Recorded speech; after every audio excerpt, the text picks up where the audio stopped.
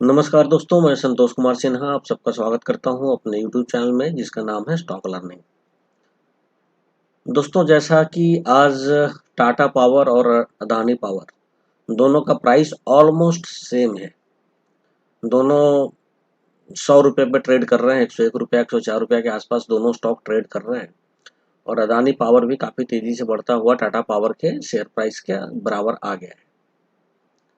तो इस स्थिति में काफ़ी लोग कंफ्यूज्ड हैं। लोगों का बार बार ये क्वेश्चन आ रहा है, क्वेरी आ रहा है कि sir which one is the best, Tata power और अडानी पावर, दोनों में से किस में मुझे इन्वेस्ट करना चाहिए? क्योंकि प्राइस सेम है। अब बात समझ में नहीं आ रही है कि किस में मैं इन्वेस्ट करूं कि पैसा मेरा जो है वो आगे चल करके ज़्यादा बन सकता है। तो टाटा पावर ज़्यादा बना सकता है या अडानी पावर ज़्यादा बना सकता है।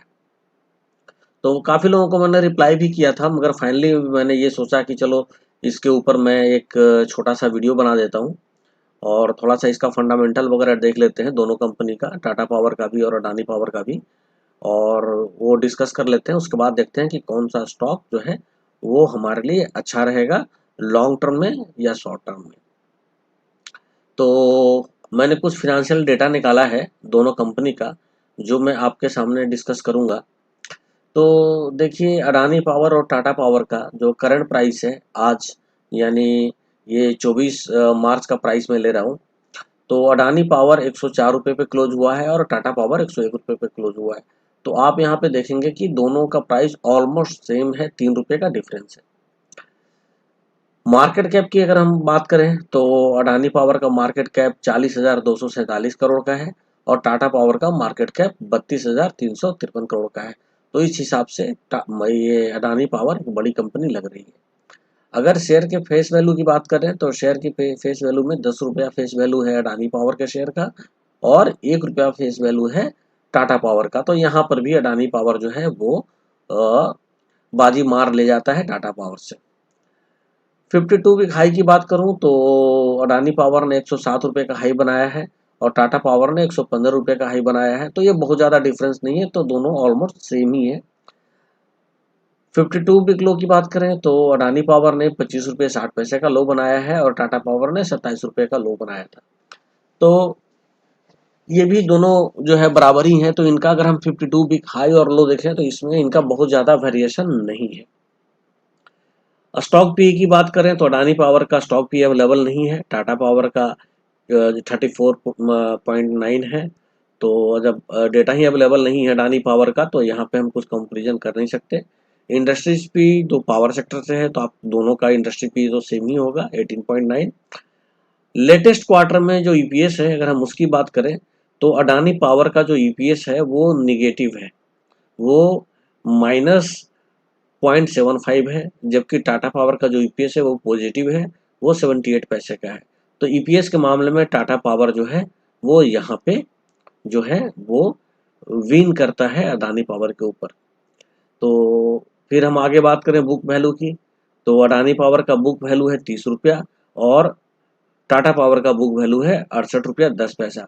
तो यहाँ पे भी टाटा पावर जो है वो आगे है अडानी पावर से। अगर हम प्राइस टू बुक वैल्यू की बात करें तो 3.47 प्राइस टू बुक वैल्यू है अडानी पावर का और 1.49 बुक वैल्यू है टाटा पावर का। तो यहाँ पे भी अडानी पावर जो है अपने बुक वैल्यू के हिसाब से हमें महंगा दिख रहा है और टाटा पावर जो है वो अडानी पावर से सस्ता दिख रहा है। तो यहाँ पे भी टाटा पावर को जो है वो बढ़त मिलती है। प्राइस टू अर्निंग की बात करें तो अडानी पावर का जो है वो डेटा अवेलेबल नहीं है और जो टाटा पावर है इसका 34.9 है। तो यहाँ पे हम कंपैरिजन नहीं कर सकते, लेकिन हाँ इस कारण से कि अवेलेबल नहीं है डेटा तो हम यहाँ पे थोड़ा सा benefit of doubt Tata power को दे सकते हैं। डिविडेंड की बात करें तो अडानी पावर ने अभी तक कोई डिविडेंड नहीं दिया है, मगर टाटा पावर ने 1.5% का डिविडेंड दिया है पास्ट में। तो यहाँ पे भी टाटा पावर को बढ़त मिलती है।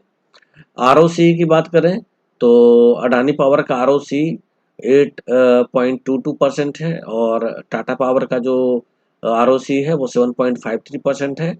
तो यहाँ पे अडानी पावर को बढ़त मिलती है, मगर अडानी पावर और टाटा पावर के आरओसी में बहुत ज़्यादा डिफरेंस नहीं है। हम आरओई की बात करें तो फिर ROE जो है इसमें इसका डेटा अवेलेबल नहीं है अडानी पावर का, और टाटा पावर जो है वो लगभग 1.5% के आसपास जो है इसका ROE है। तो यहाँ पे हम नहीं कर सकते कुछ भी।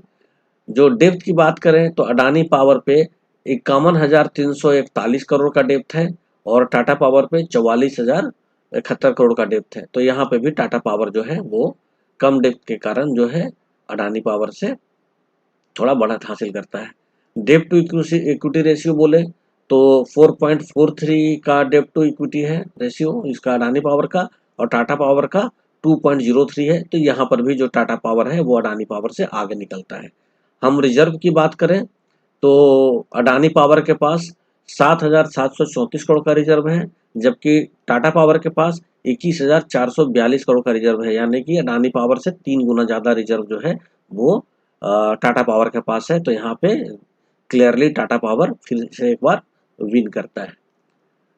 उसके बाद हम फ्री कैश फ्लो की बात करें प्रोसीडिंग ईयर्स की, तो 5,613 करोड़ का कैश फ्लो है अडानी पावर के पास, और 4,617 करोड़ का कैश फ्लो है टाटा पावर के पास। तो यहाँ पे अडानी पावर को थोड़ी बढ़त मिलती है। इन्वेस्टमेंट की बात करें तो अडानी पावर का इन्वेस्टमेंट न के बराबर है, सिर्फ 17 लाख का इन्वेस्टमेंट है। इन्वेस्टमेंट वो होता है जैसे बहुत सारी कंपनी जो है वो किसी किसी दूसरे कंपनी में स्टेक लेती है, या जो है इंटरेस्ट पे पैसे देती है, या डिवेंचर लेती है, तो उसको हम इन्वेस्टमेंट बोलते हैं। तो अडानी पावर ने कहीं कोई इन्वेस्टमेंट नहीं किया है, सिर्फ 17 लाख रुपए का इन्वेस्टमेंट किया है, जबकि टाटा पावर ने 14,913 करोड़ का इन्वेस्टमेंट किया है। तो ये कोई कंपेरिजन ही नहीं हो सकता है, इतना बड़ा जो है अमाउंट है टाटा पावर का।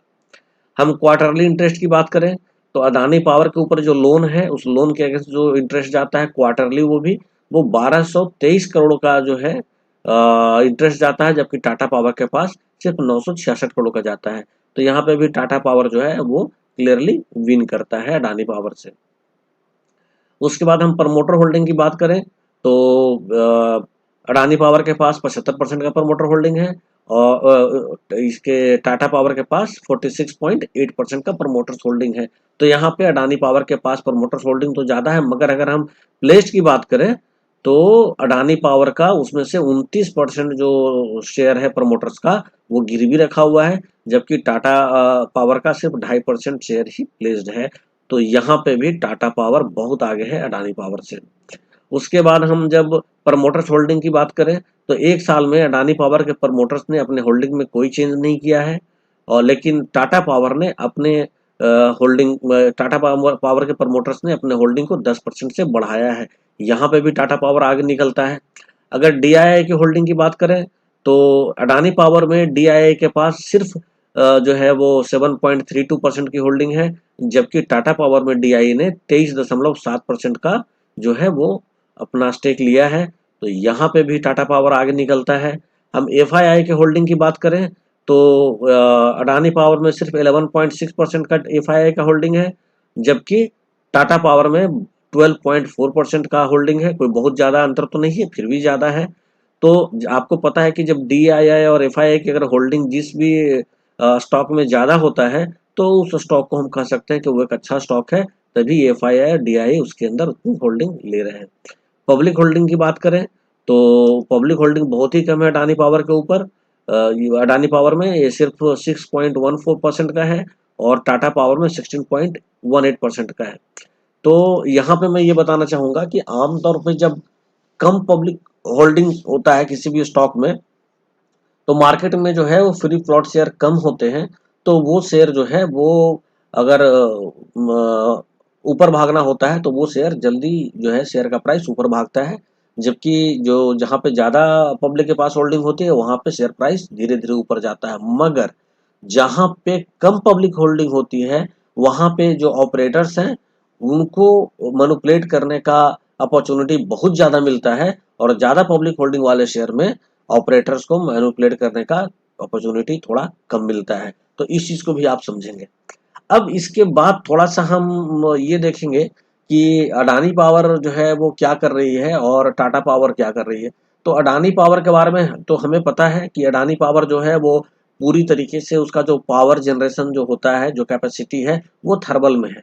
वो जो है वो रिन्यूएबल एनर्जी में मुश्किल से वो 1% 2% है, बाकी वो थर्मल में है। लेकिन टाटा पावर का जो डाइवर्सिफिकेशन प्लान है वो बहुत अच्छा है। तो यहाँ पे थोड़ा सा मैंने दिखाया है कि टाटा पावर कहाँ कहाँ से जो है वो अपने पावर को जनरेट करती है। तो आप यहाँ पे देखें, टाटा पावर जो है वो थर्मल से उसका 70% का पावर जनरेशन होता है। थर्मल का मतलब आप समझ गए, कोल वगैरह हीट करके जो होता है वहां से ये 70% का जो है पावर जनरेट करती है। सोलर से ये 13% पावर जो है जनरेट करती है। विंड से ये 7% पावर जनरेट करती है। और हाइड्रो से ये 7% पावर जनरेट करती है। और अदर्स से 3%। अदर्स का मतलब हुआ जो गैस वगैरह से जो हम करते हैं। एनीवे, तो सोलर, विंड और हाइड्रो ये तीन जो होते हैं ये तीनों क्लीन एनर्जी में आते हैं, रिन्यूएबल एनर्जी में आते हैं। तो टाटा पावर जो है, अगर इसके बिजनेस को आप देखें तो ये रिन्यूएबल एनर्जी की तरफ जो है सो ये धीरे धीरे बढ़ रही है। और 2025 तक जो है वो टाटा पावर का प्लान है कि ये अपने मैक्सिमम जो इसका जो डिपेंडेंसी है पावर जनरेशन का वो रिन्यूएबल एनर्जी की तरफ लेकर के जाएगी। जबकि अडानी पावर के पास ऐसा कोई विजन नहीं है, उनका ऐसा कोई प्लान नहीं है, और अभी उन्होंने इस रिन्यूएबल एनर्जी में उतना स्टेप इन भी नहीं किया है। तो इस हिसाब से टाटा पावर का बिजनेस अच्छा लगता है। और फ्यूचर में टाटा पावर में ग्रोथ भी नजर आता है। और उम्मीद की जा सकती है इनके बिजनेस प्लान को देखते हुए, डाइवर्सिफिकेशन को देखते हुए, कि टाटा पावर जो है वो अडानी पावर से अच्छा करेगी आगे चल करके फ्यूचर में, चूंकि इसके फंडामेंटल्स भी बहुत अच्छे हैं।